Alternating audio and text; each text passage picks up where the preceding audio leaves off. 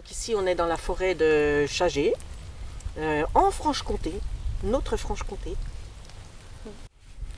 Alors là on est au menhir. Alors le menhir, ça s'appelle pas en fait le menhir, il est répertorié sur les cartes en tant que menhir, mais c'est la pierre Saint-Delce. Tu t'en souviens, je t'en ai déjà parlé. Oui. Et Saint-Delce, c'était le premier saint du lieu, d'ici.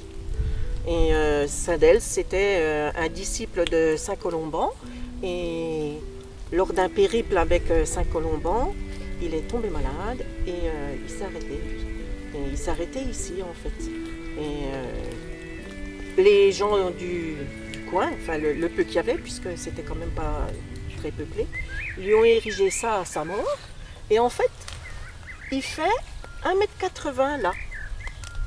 Mais en dessous, les archéologues ont creusé à 1,50 m et ils n'ont pas trouvé le bout.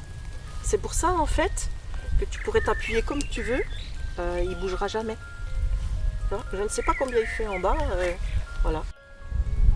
Oui, et puis si on est ici aujourd'hui, c'est parce que le menhir, pour moi, c'est en fait, c'est le plus mystérieux, le plus ancien, le plus représentatif, pour moi, des mystères de la Franche-Comté. Je crois qu'il n'y a pas mieux, parce qu'en fait, on ne sait déjà pas ce qu'il y a au bout.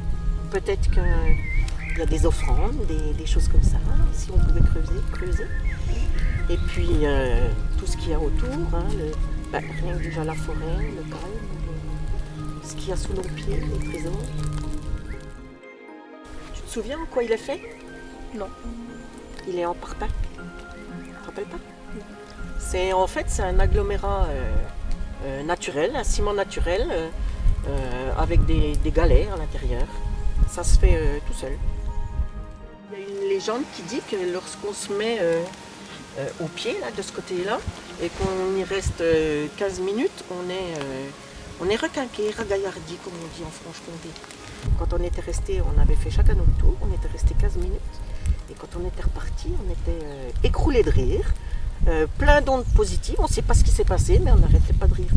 On est déjà venu ici pour plein de raisons, pour se promener, pour se recueillir, parce que c'est vrai que je suis venue aussi parfois seule, souvent avec des amis ou toi, mais parfois seule parce qu'on peut se recueillir et que ce qui est amusant c'est que après on doit laisser la place aux personnes qui viennent aussi se recueillir, parce qu'il n'y a pas que moi qui sais qu'on peut se mettre au pied du menhir pour être ragaillardi. Voilà. Et c'est amusant parce que moi j'avais fini mon petit quart d'heure et il y a d'autres personnes qui arrivaient et j'ai laissé ma place, voilà, comme si on était tous là pour la même chose en fait. Et c'est calme, on n'entend personne, on est proche de la nature, on est presque proche de soi-même. Voilà, ici c'est l'endroit idéal pour se ressourcer, se réfléchir et se recueillir. Je vais jamais tout seul en fait. On est au moins minimum les deux. Donc, voilà. Mais c'est une promenade qu'on fait assez souvent quand même. Sinon il n'y a pas autre chose ici? Ici, si tu te souviens bien, quand tu te penches, là tu vois entre les arbres, il y a la Marie des Jets. Tu sais, cette maison là qui est là-bas. À l'origine, elle était plus grande que ça. On a des photos qui le montrent. Et derrière, il y a un petit hôtel que le monsieur il a érigé pour sa femme. Et souvent, on n'a peut-être pas le droit de le dire, mais souvent on va faire un petit tour dedans pour voir. Et puis au-dessus, il y a le monastère qui est sur la gauche, toujours sur le même chemin.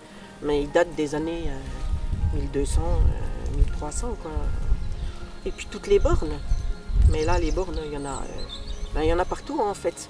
Mais pas les bornes numérotées, les bornes dessinées comme les fleurs, les mains, les choses comme ça.